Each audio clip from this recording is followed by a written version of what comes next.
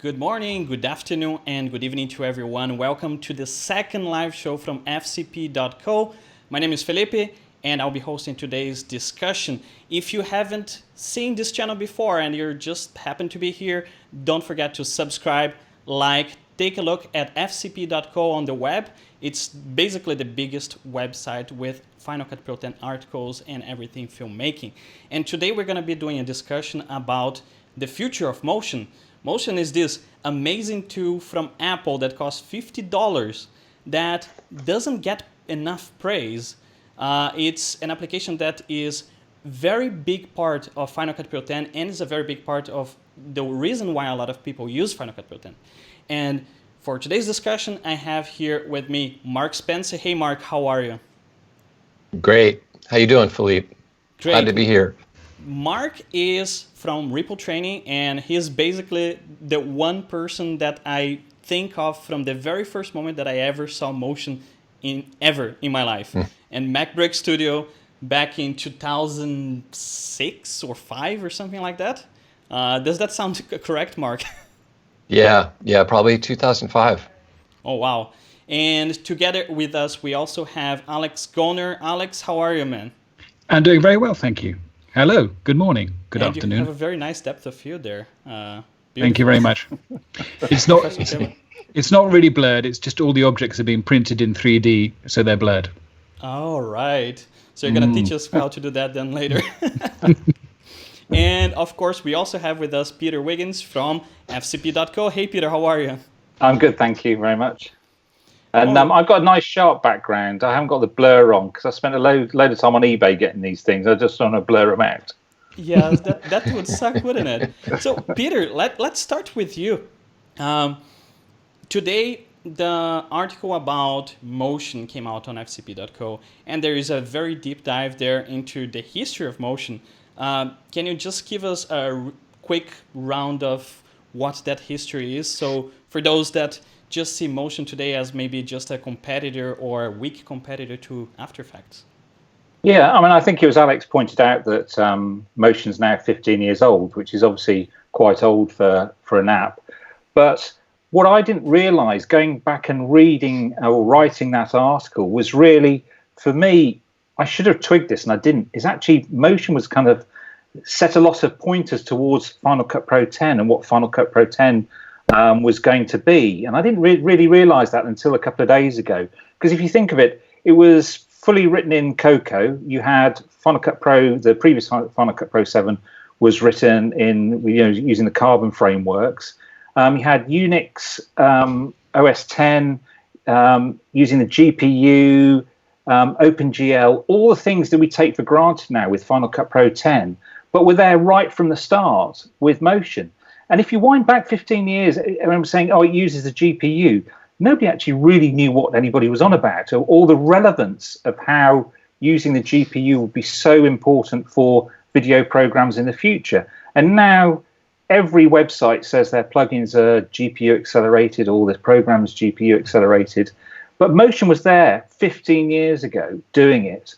And it took me a while to realize that. And maybe I should realize that instead of Final Cut Pro 10 being built from the ground up, maybe it was just motion expanding a bit and they used the groundings of motion. And also there's this thing with the GUI about progressive disclosure. If you see how Final Cut Pro 10 is, it's very, very good with the real estate. It doesn't show you things that you don't need to see, and they appear when you need to see them. And that's exactly the same with motion. That's how it started with the inspector. And I should have twigged it a lot earlier, but I think 15 years ago, they did something pretty amazing. And if you have a look at the demonstration from NAB in 2004 that I posted in the article, you've got Photo Joseph there with quite a bit more hair, I hasten to add, like us all. And he does that demonstration of the butterflies going.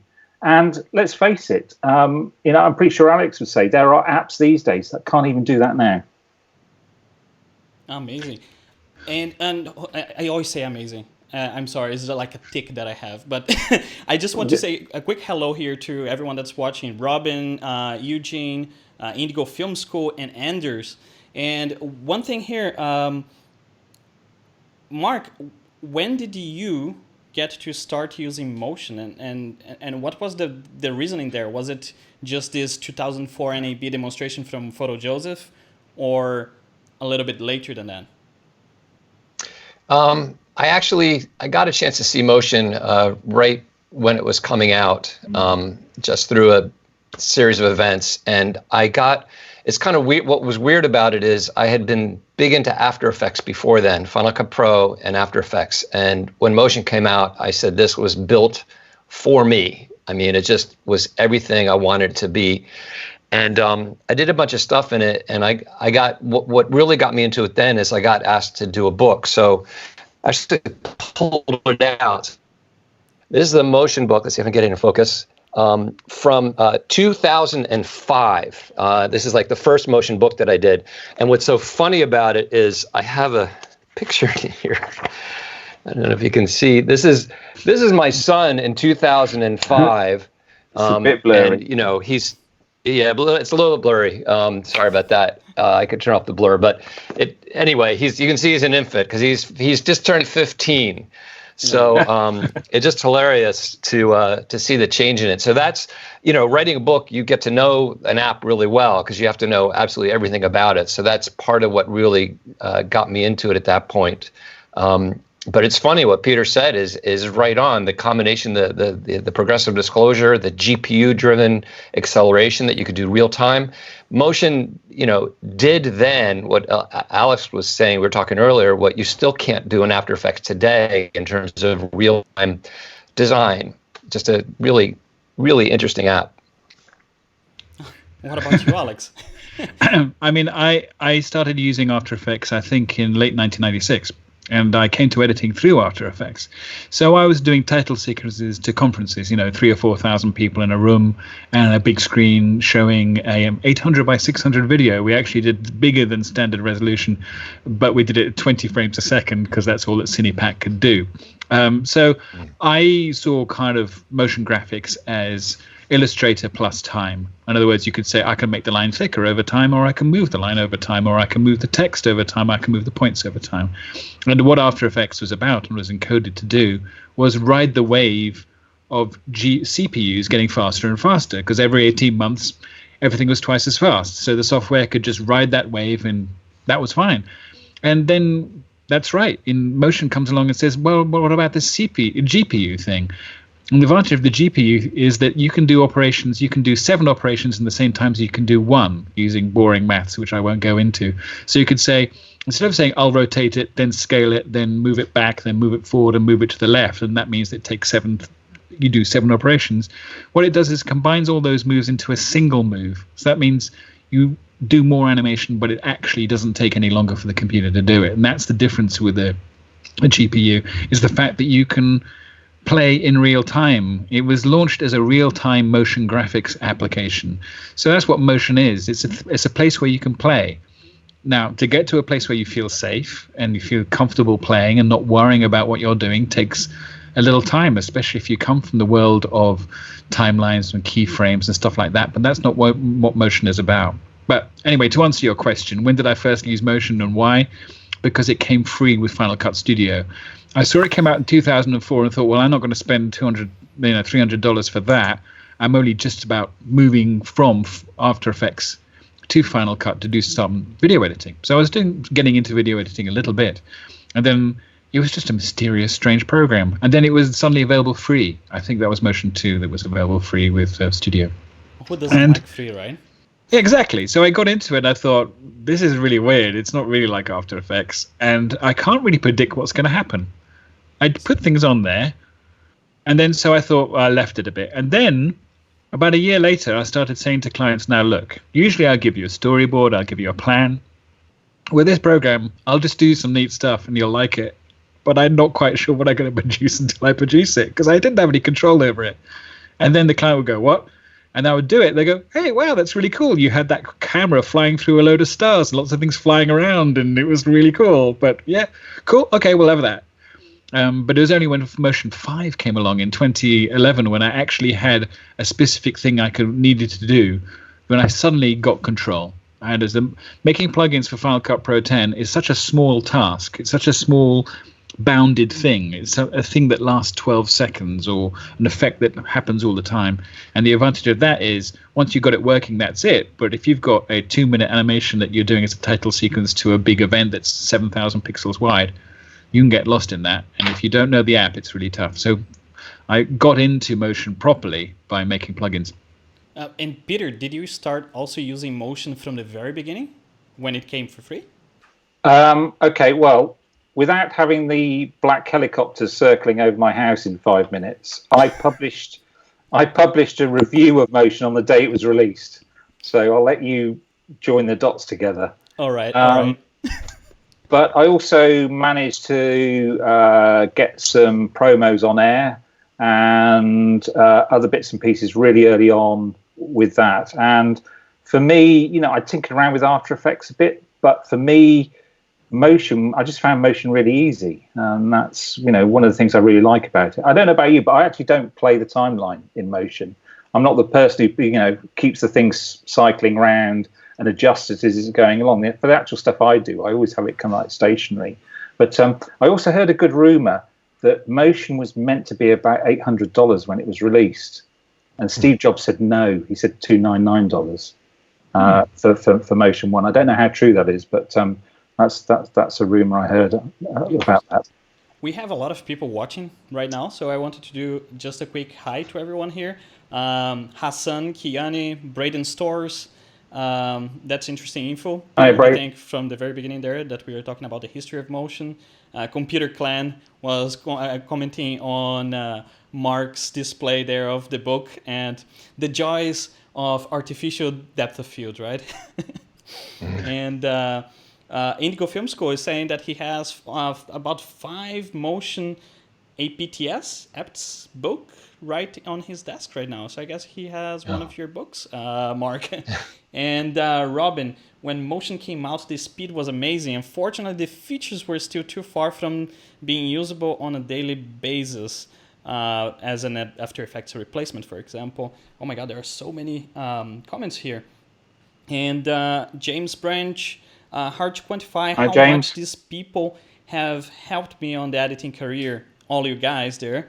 So much incredible training, content, and plugins. Couldn't be doing what I'm doing right now without your help. Thanks, chaps. And I guess Simon is also watching us live. Hey, Simon. Hi, Simon. He says, very happy to see us. And let's keep going. So, okay. You guys have been using Motion for pretty much as long as Motion have been around. So, is there a favorite feature from Motion for you guys? Mark, do you have something that makes Motion a complete differentiator or a completely different type of offering in the market?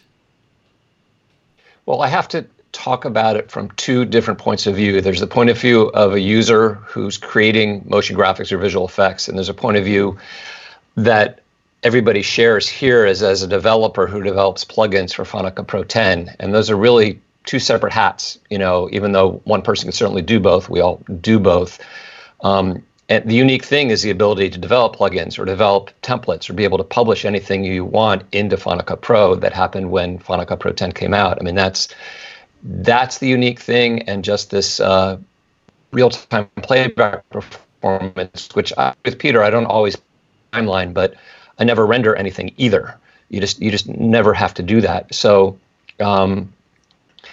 it's a hard question to answer because Motion has a great set of features that are super slick and super easy to use, and then there's always a couple of things that just, I wish that it had, and it hasn't changed dramatically in 15 years, frankly. I mean, there's been a couple big, it was a big update when it got integrated into Final Cut Pro 10 so that all of the titles, transitions, effects, and generators in Final Cut, 95% of them are created in Motion.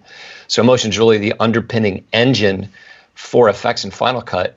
And then it added the 3D, the 3D text component. And those are the 2 really big things, but there hasn't been a lot else on the surface in terms of features that we've seen over the past 15 years go on. But it's been a great tool. I mean, we've all created a lot of plugins that we find useful, and we've found a customer base for that. and we've all used it in our own productions as well. So it's an extremely useful tool, but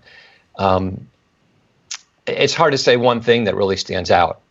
For me, it would be the text animation, the particles, the replicator, the paint strokes, all those things. You just can't do as fast in anything else. There's just nothing comes close to any of that stuff.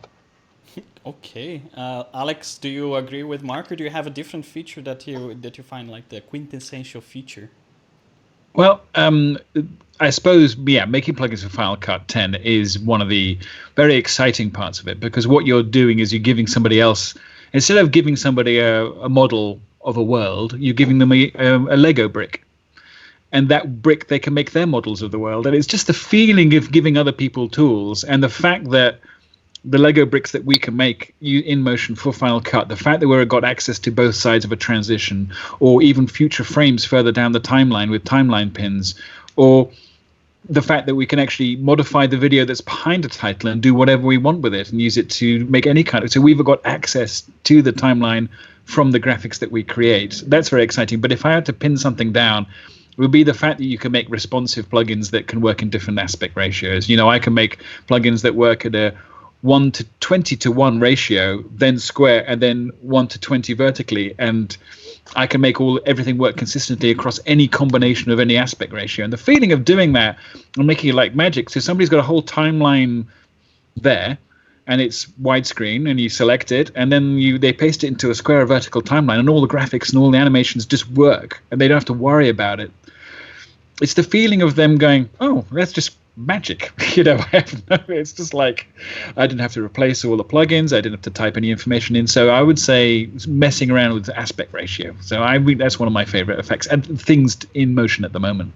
Also, you also showed me in one of your plugins the ability of configuring texts that are left to right to left, different fonts, also to behave the same way as you're saying about the resolution and the aspect ratio, right? That it doesn't matter which language that you're going to put there, is just going to work. Of course, a lot of work for you as the developer, but it's there. Yes, I mean, the thing is that editors want to stay editing. And actually giving them less options in a plugin can be really useful, especially if it's a custom plugin for a TV show or something like that. Because otherwise the director or the producer sitting next to them would go, hey, can we have this typeface? Can we have, and obviously we used to recognize Final Cut Pro 7 from it using, what was the typeface, Peter? When we could tell somebody didn't even choose a typeface and it was Final Cut Pro Classic. Lucida Sans, it would be like, everything would be in Lucida Sans just because they thought, hey, that's good enough, fine. But you still see it. Absolutely, yeah. But what I'm saying is, sometimes if you can use it to limit all the choices so much that people go, look, these are the choices we have. Let's actually get back on and do the actual editing instead of messing about inside this plugin. So it's about supporting editors who want to edit because they didn't actually choose to become motion graphic designers, and they don't even want to know about typography because it's all been decided. It's all been decided in advance for them. So giving them the space to kind of move on from what they are being forced to do. Like, hey, can you design some titles for us? I'm an editor.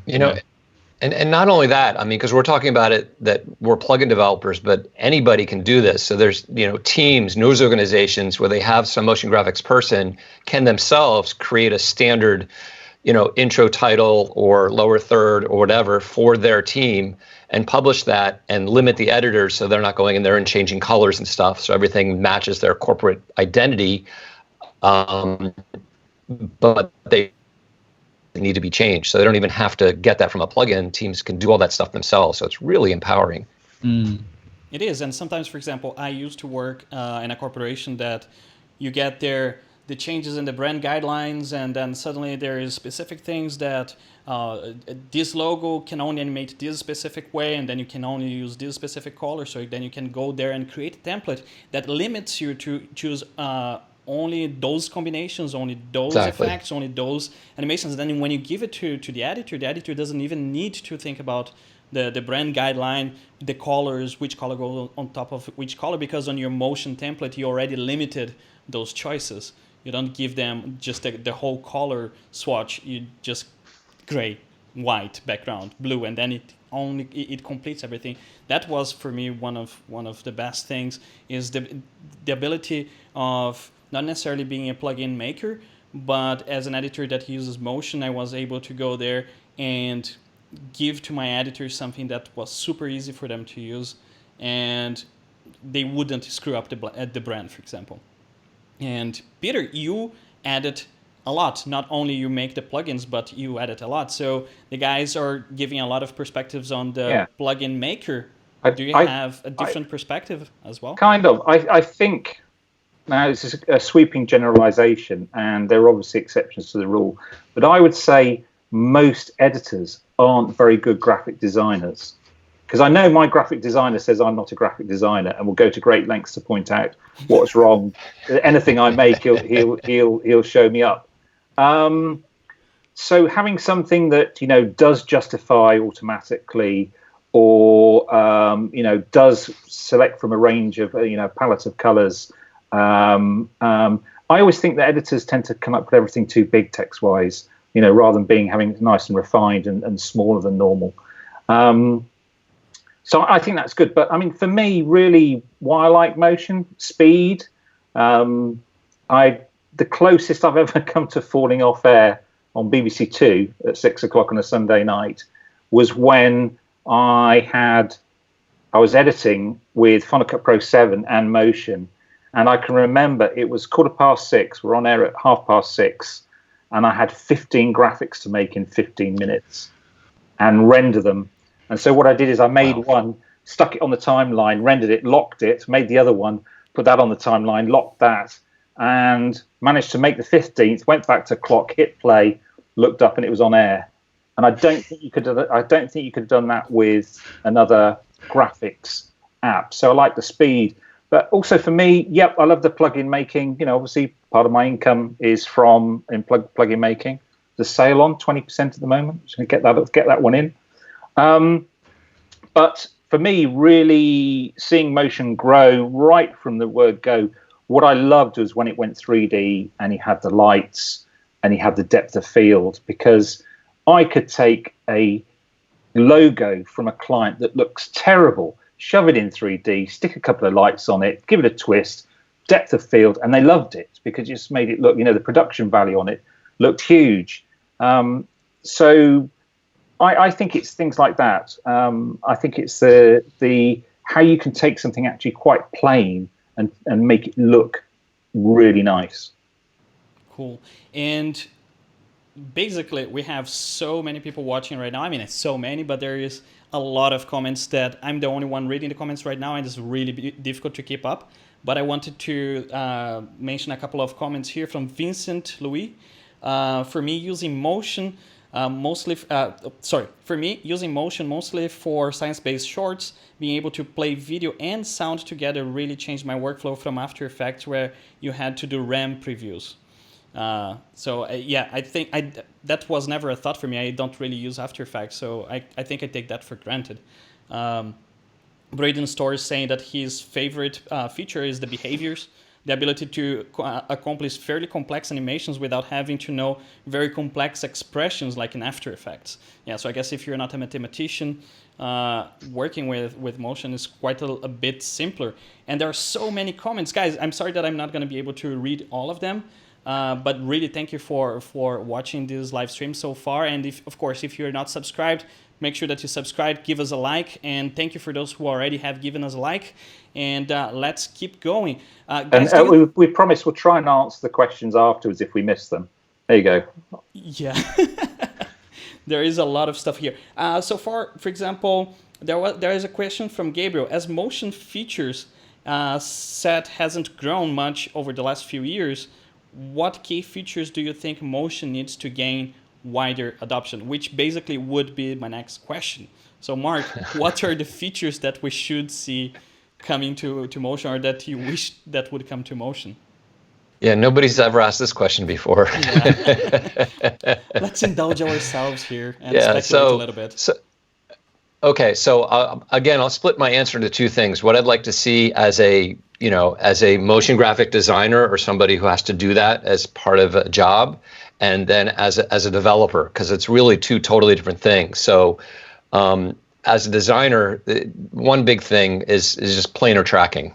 Motion has a point tracker. It does not have planar tracking. And That would be a huge thing. The other thing would be like the Puppet tool in After Effects, where you could do something like that, more robust linking of parameters. I think the tracking is a big one, and then people always ask for full 3D environment, and Simon with motionvfx.com has done an amazing job with this MO2 plugin to do that, sort of, because Motion hasn't done that to create a real 3D environment for it. And I don't know if that's the right thing for it or not. That's a big, complicated area. I'd love to see better integration with Cinema 4D, for example. There's some minor things that could make that integration work a lot better, so you could go back and forth between the two. But as a developer, anybody who develops plugins quickly realizes there's some things that are very repetitive and difficult to do, that you have to, there's a lot of workarounds to make things work. It's funny because Motion is a motion graphics and visual effects application, and it's also a development. It's these two different things. And if you're developing lots of plugins, there's lots of things like having proper on-screen controls where you're not adopting filters to do those things, or being able to publish control points so you could actually manipulate shapes from Motion in Final Cut Pro without doing a very complicated process of adding on-screen controls where you still don't have access to the Bezier curves to those points.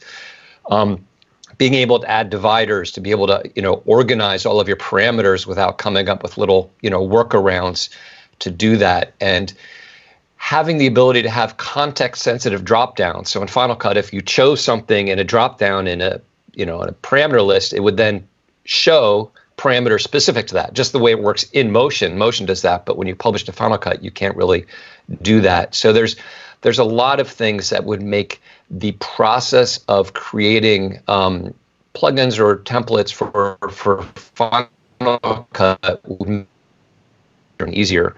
But as a designer, again, that planar tracking is probably the one that sticks out the most to me.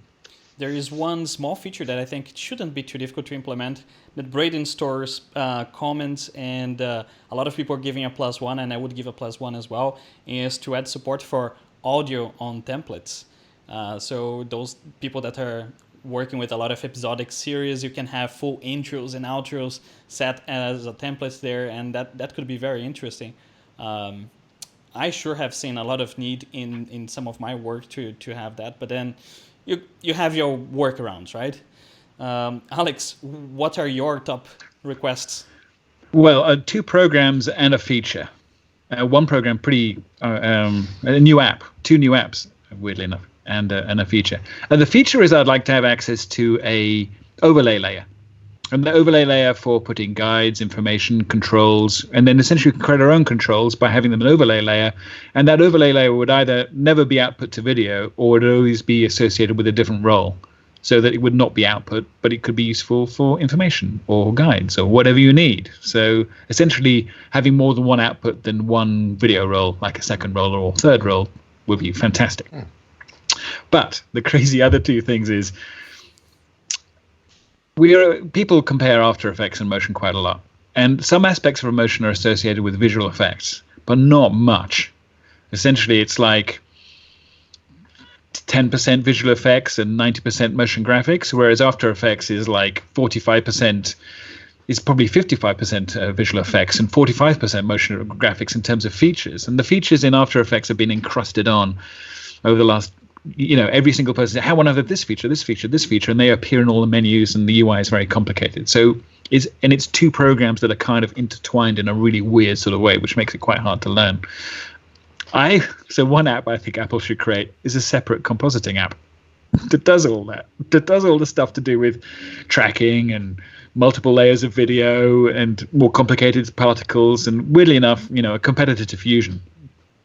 They're not going to do that, but I think that would actually help. Well, they've already done it, though, and killed it, haven't they? Well, yes. So, yeah, Shake X, Shake 10, or whatever you want to call it. So Shake 10 is kind of what I think would be very useful, because then you just go, okay, one task for that, one task for this, or make Final Cut Pro be able to do all the compositing anyway that you would expect to do in a motion graphics app, because it's a motion graphics app. It's a real-time motion graphics app. It isn't. The problem is the task of doing visual effects in combustion or compositing tools or whatever isn't about creativity. It's about finishing off a task in order to make something actually do what you want it to look like. You've got a plan in your head. Whereas motion is much more about play. Hey, let's get at a place where it's looping away, or we're trying various settings, or even when it's not playing and you change settings you don't know what the number is, you move the slider backwards and forwards and you see the change instantly happening, even though the thing isn't playing.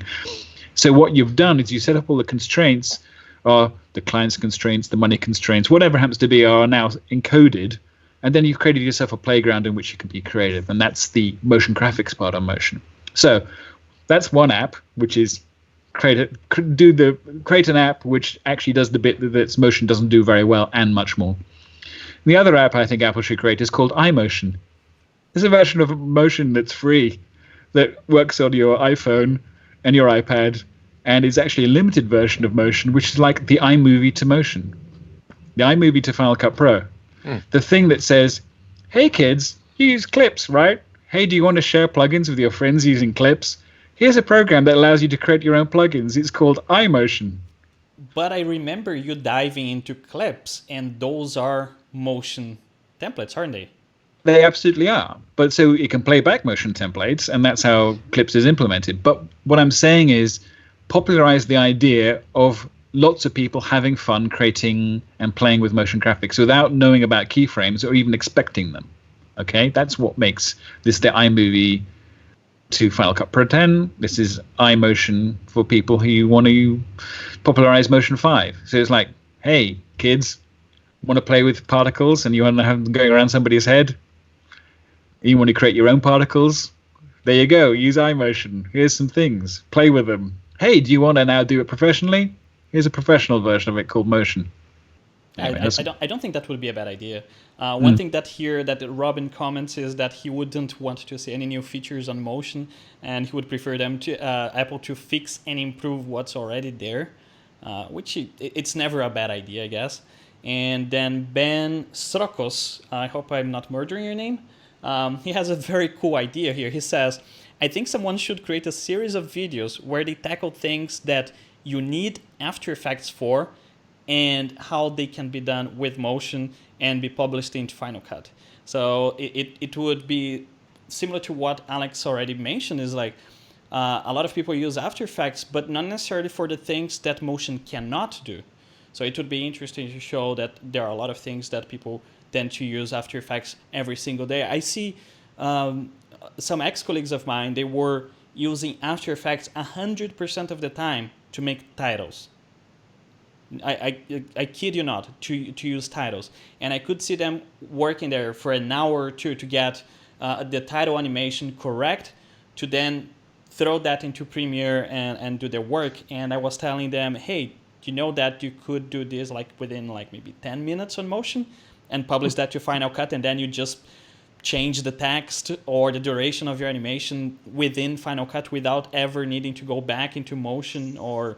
And they were like, really? Yes, you can. Peter, do you have something that you'd like to see in Motion? I do, and I think I'll go down Mark's path of having a foot in either camp of being a plugin developer and also being an end user.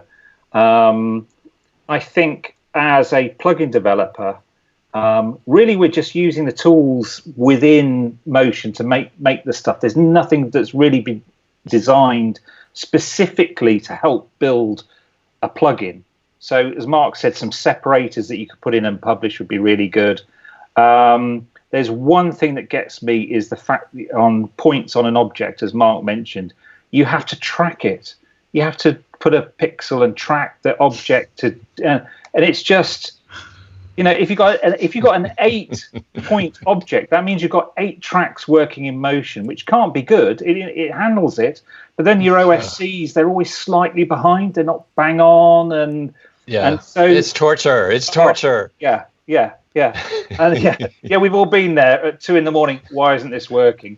So I would like maybe a set of tools that would help us make plugins. So maybe a custom set of OSCs that have got all nice numbers on. So when you attach it, it goes from 1 to 100 or 0 to 360 or something. Because at the moment you have to kind of like work out which one's the best, and then sometimes you have to put a multiplier in, and it all starts off at minus something, and you've got the rig, and then You go, well, that's the number. The rig number is really stupid because it starts at -375. So I'll rig to another rig that starts at 0 and then goes from here.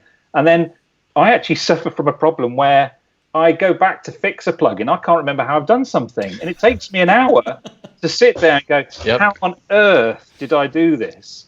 And you almost have to break. No, I get you 100%. I get you 100%. It's hard, even if you label everything. I mean, I'll label exactly what I linked, and then when you get in the flow, it's like, okay, I know I got to type in -0.5 over and over and over again before and you just get in the habit of doing that. Oh, I'm rubbish at labeling. I'm copy 1, copy 2, copy 3, and then sometimes I'll go through it. So some OSCs and just a bit of thought to make our life a bit easier, because anybody who's made anything will know there are workarounds like the tracking of the points that you have to do.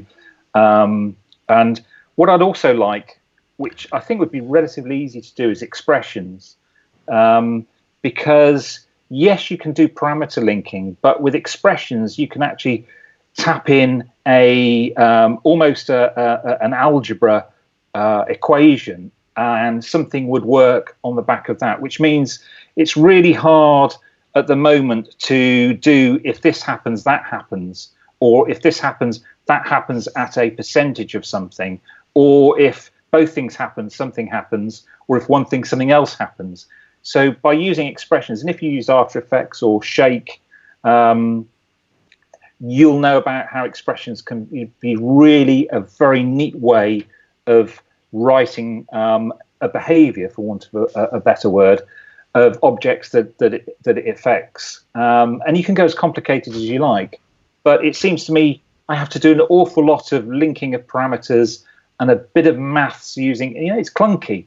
The custom behaviors that you have to build to put in, and then a multiplier, and then a null or whatever, and you go, it can just get really complicated. And also, sometimes when you're building a plugin, you'll spend a whole day getting something, and it's not until the last hour do you realize you can't do what you actually set out to do. And then you have to go and chuck the whole thing away and start again, because you couldn't see what was coming, and you go, why can't I do it? We're both nodding. Yeah. What if? Share your pain. So you have to. I just think a set of expressions and some programming tools would be great. And obviously, I would love to have 3D objects, in motion. I don't know. You've got to, again, it's a bit of a fudge with doing. Everything that you do with in 3D object has to be a font, so you have to translate everything into a font. Why can't I just take a logo and just go, bosh, make 3D and it extrudes? Or why can't I use that?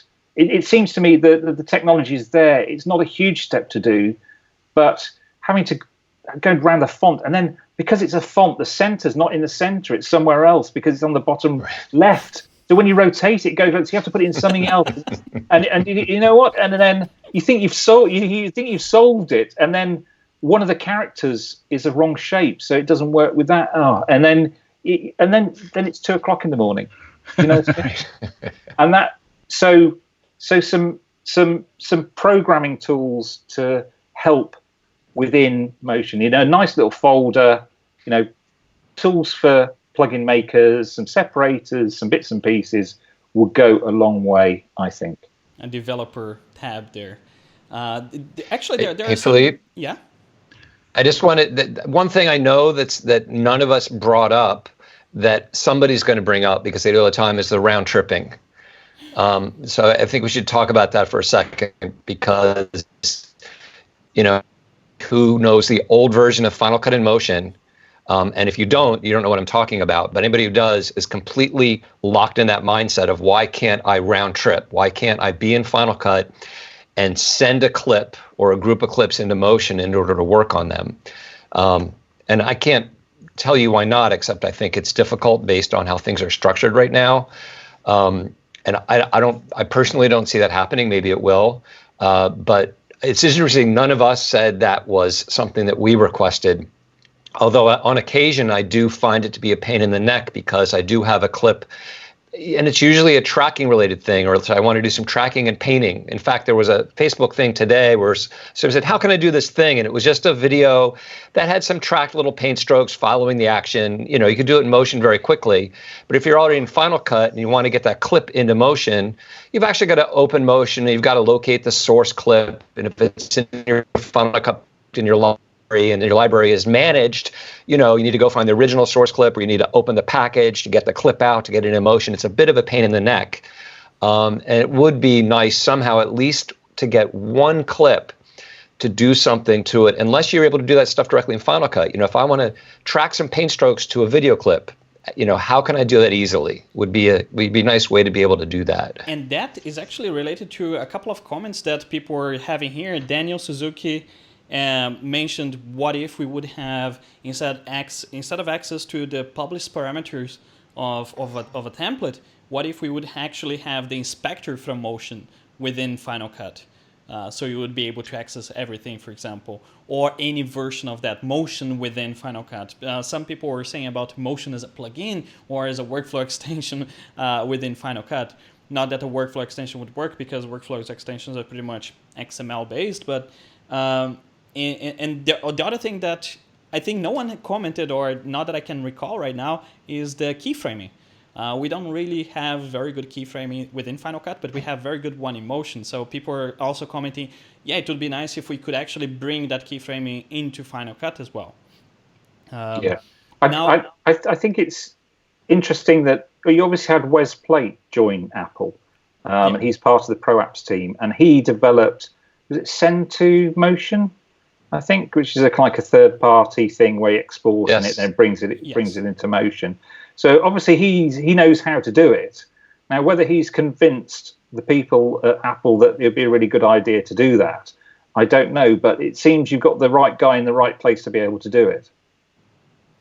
I mean, I was wondering if we could talk a little bit about the fact that Motion is really just a tail that is being wagged by Final Cut Pro. In other words, the new things we get in Motion are because of Final Cut Pro, kind of. Okay, so has Apple been neglecting Motion? What do you guys think? Because that's perfect. You, Alex, you start because you already brought it up. Do you think it's a neglected tool? Well, it's ironically, I don't think it's seemingly neglected, but I think they work on the code of it all the time. And they're spending loads of time updating it all the time. Not for the Motion users. It's actually for the copy of Motion that's in Final Cut. So they have to deal with it. Oh, let's metalize everything in Final Cut Pro. Well, how do you do that? Well, what is compositing everything together? What's actually positioning all the graphics? What's positioning all... it's actually the Motion that's in there. Okay, well, in that case, Motion has to deal with the new aspects of core image and metal and the new text rendering. So the reason why text is so much better in Motion now is because they needed to be better in Final Cut, because it was crashing and rubbish. And it was certainly bad in different kinds of Arabic script, the stuff that I've been playing with in Chinese. They were using one of the very oldest parts of Mac OS, OS 10. So when new features come out in Final Cut Pro, it's because quite often, not all the time, but quite often, it's because the copy of Motion that's inside has been improved. So weirdly enough, we may get better 3D when depth is required. When video footage comes with a depth map, where's the depth map going to be really implemented by? Well, that's quite good in the 2.5D space of Motion. So Motion will be actually dealing with depth in 3D probably a lot better when Final Cut requires, they say, oh, well, we seem to have this footage coming in, it's got a depth map, and we need to be able to composite this title in Z space and Z space. And we'll use, Motion has to be able to do that, because then those plugins and those tools will be available in Final Cut Pro. So the answer is yes, it actually has neglected Motion, but the problem with Motion is that it hasn't got nobody ever said, hey, you should use Motion. It's not like a common thing. It's not a shared thing. The people who use it love it. The people who don't use it aren't really often asked, hey, how come you don't use Motion? It's not a thing that I haven't really tried to convert many After Effects users or people who like that kind of integration. In other words, it's the chicken and egg problem. you might as well spend 95% of your development budget making Final Cut better by making motion better for Final Cut, and 5% for the people who actually use it day to day, because the number of people who actually use it day to day is probably just in the tens of thousands, as opposed to the millions of people who use Final Cut Pro and iMovie. Yeah, Robin is saying basically the same thing here. Exactly. Final Cut Pro 10 doesn't need it. Motion is not going to get it. Mark, you have also you always have a training for the latest version of Motion pretty much the day that comes out. Is there do you think that there needs to be some more work done on Motion independently of Final Cut? I agree with everything. I agree with everything that Alex said. I think it's being developed continually. I think they're working a lot on it, but it's all sort of under the hood stuff to function well with Final Cut. I would love to see some more features. I'd love to have some new stuff to talk about. And because I think there's a whole new generation in the past 15 years has grown up that doesn't know about motion. I mean, I don't think Apple's actively trying to market motion as a separate standalone motion graphics application. It sort of looks like it on their website, but I don't, I think I said, like Alex said, it's a tiny market. I think it's all the people who are using Final Cut who could very easily use motion to do a couple small things. And that's where I've been targeting a lot of my efforts is to say, did you know, you got to create a title, and instead of just dropping some of the templates in, you can go on Motion and without even knowing much, you can either modify a template or do something very quick to it. And I think some useful new features would, drive people to look at it again. It's kind of, in my mind, it's a little bit like, Final Cut 10 came out and there was kind of a big problem because of the marketing and how they did it and everything. And then there's been this process of people taking a second look. Hey, Final Cut's been improving and improving and improving. And people are like, oh, actually, Michael Yanovich, who just put that huge article together yesterday about his transformation into Final Cut, people are like, oh, they're taking a second look and saying, actually, this thing is really useful. And I think Motion needs something in it that makes people take a second look at it and see how useful it is, especially for the Final Cut Pro user. So I'd love to see something. And maybe 3D text was supposed to do that. And I don't know. To me, it's a really cool thing. And anybody who's doing a blockbuster movie could literally use Motion to make the exact same. I mean, look at any blockbuster, intro thing. You could do that exact same thing in Motion that they probably paid, tens of thousands of dollars for that intro, and you could do it in Motion in like an hour. So that's cool, but it's not universally applicable. So I think if they did something that had broader appeal, it would really drive a lot more interest in it. Maybe the more data going from Final Cut into Motion. In other words, hey, you want access to that metadata and you're really into that metadata? Here's Motion, and we'll get lots of information out of it, because all the actual clips, the information on them, every single piece of metadata is now available inside Motion to do things with. Yeah. I think that's more of a... And honestly, sending a clip, really, if you could right-click a clip on, say, send to Motion, I mean, I don't know if this is the right thing to do or not, but I'm just saying it would, like, oh, I can just clip on a clip and say send to Motion? Cool. What can I do now? Instead of saying, hey, go into the templates and right-click and say open a copy in Motion, that's cool, but it's not as obvious and immediate as like, oh, I could actually take my clip in Final Cut and do something cool to it in Motion. Mm. Yeah, I'd jump in there and say that for me, the real power of Final Cut Pro 10 and Motion is when you use them together in Final Cut Pro 10, and you build up a fairly complicated, layered graphics, whatever, bit of video, 4 bits of video, 4 lines of text, something animates, and you have it all on the timeline, and it's all live. So consequently, a producer says, yeah, I really like it, but can you just slip that shot by a second? Slip that shot, you've just caught the so-and-so, and you just go on and slip it and it's done. Whereas before you'd have to go into Motion or After Effects and then open it up, do it, and then put, save and then render maybe, and it goes back in. And I can't, you've only got to read some of the forums about how After Effects interacts with Premiere or doesn't, to know that, it's a bit of a nightmare with that and render times. But having everything on a Final Cut Pro 10 timeline, I can tweak everything. And it's not really till you get to the end result, you go, okay, well, maybe I need to move the first bit over to the left a bit now. And I can do that within seconds in Final Cut Pro 10. And that's the power of it. And then whilst I'm talking to somebody else or a runner brings me a cup of tea and I say thank you, it just renders and it's ready to go. And for me, I think a lot of people don't understand how fast it is to use effects and build your own effects for use in Final Cut Pro 10. And that's where, for me, where the real power is. Although I would like to be able to send a clip to Motion, I think I've got a bit of kind of, wearing rose-tinted glasses from the Final Cut Pro 7 days where we used to do exactly that. I'm not too sure that that's the best way, because you might end up with, on the timeline, you might have a clip that you sent to Motion and processed, and then that might have a Motion filter on it and have a transition on it, and it all might get a bit complicated. I like having everything live. I don't like anything baked in. I have like everything live. I can time it to music. When you get, and then you go, well, I don't like that music. Put another bit of music on. All right, I need to shuffle everything along by 2 frames every time something appears, and I can do that within seconds in 10 and just play it back. And for me, that's where the real power of Motion is in the Final Cut Pro 10 timeline. But going back to the original question, I just think that Motion has been overlooked ever since Final Cut Pro 10 came out, and quite rightly, as the other two said, it is, I think, the poorer cousin, or I said the unsung hero, and the stuff gets written in Motion because it's needed in Final Cut Pro 10, and maybe Apple need to, give Motion a bit of love to bring it back up again by adding a few things that we've suggested on there, because it is a great app. I think for.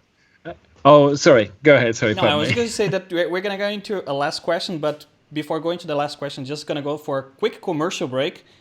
No, I'm kidding. We don't have a commercial break. But if you're watching this and you haven't subscribed, just make sure to subscribe to the channel, because we're going to continue doing sessions like this, maybe every other week or every week or something like that. And also, if you liked this video so far, I know that the conversation is going really vividly here and it's really difficult to keep up while listening to the guys and reading the comments. So thank you very much for participating so far. And I have a last question for you guys. And Alex, I hope it's related. Will Motion ever compete with After Effects? I mean, we have been talking about for the past 10 minutes or so about After Effects and feature sets. Will it ever compete with After Effects? Alex, what do you think? I don't think it competes with it now. I don't think After Effects competes with Motion. It's the other way around. You don't have a safe place where you can play and be creative in After Effects. You have a place where if you've got a plan, but you've got to have that plan. You've got to have an idea. You've got to. Whereas the thing about Motion is that you have a place where you go, I'll start off, and then I'll get to a place where I'll actually get something. I can have a place where I can play. So it's not After Effects or Motion. I like the idea of After Effects and Motion. I like the idea of saying to people, use After Effects, use Motion as well. Because remember, in 2004, 2005, you could put an After Effects project, the whole thing, and make it a layer in After Effects. So that means you get all the particles, all the replicators, everything was because of a thing in QuickTime. That could just be a layer, and I did that lots of times. So I could be happy doing stuff that I had plans for in After Effects, and then one layer did the amazing whizzy stuff, and that was done in Motion and would render in real time and play back much faster than anything else in After Effects. So the answer is, I don't want it to. I want it to be. It's not like you're only allowed to have one motion graphics program. You can actually have two to actually achieve stuff. It's not like NLEs. It's different. You've actually got different things going into NLE, After Effects, and Motion. What about you, Mark? What do you think? It's same thing as Alex. Keep both, or yeah. I don't think I don't think it should be a goal of Motion to try to compete with After Effects. I don't think it should focus on doing it. I mean, if people who want to be motion graphics and visual effects artists in the industry, they have to learn After Effects. It is a standard tool they are going to have to know, and they're not going to use Motion. I mean, a few of them might. In fact, I know folks who use Motion to do previs, like, oh, maybe I could do something up with particles and blah, blah, blah, and they might render something out and put in After Effects. but they use After Effects, and that's great. After Effects is a great application. They each have their pluses and minuses, but even though they're similar, it's sort of confusing because it makes you think about comparing them and maybe looking, well, should I use this or that? But I think it's something that if you're in the industry as a job, you've got to know After Effects.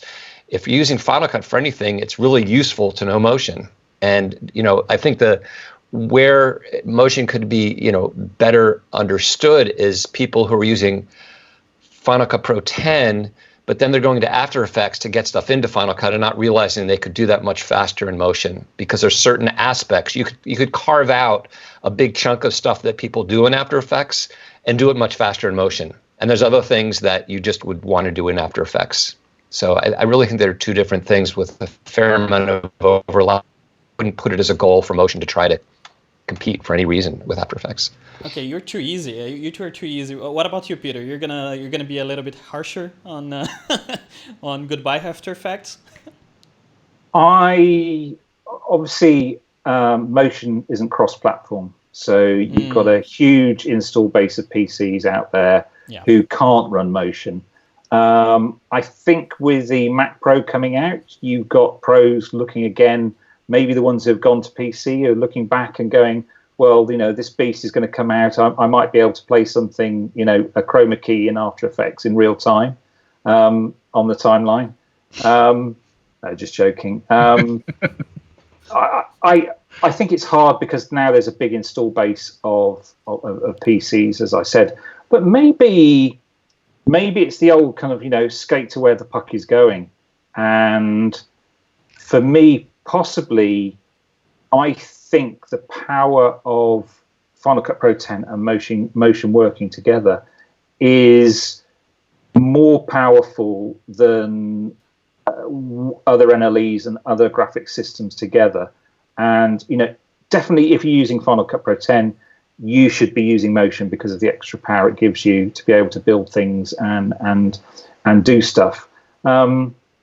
So I think because editors are asked to do more and more and budgets are getting smaller, maybe the job of having, a separate graphics person and on a job or whatever, maybe more is being dumped into the editor's lap. And if they can do it all within Final Cut Pro 10 by using some templates or, working out how to build something by opening a motion effect and then going, oh, great, well, I just want that to go the other way and converting it and saving it back.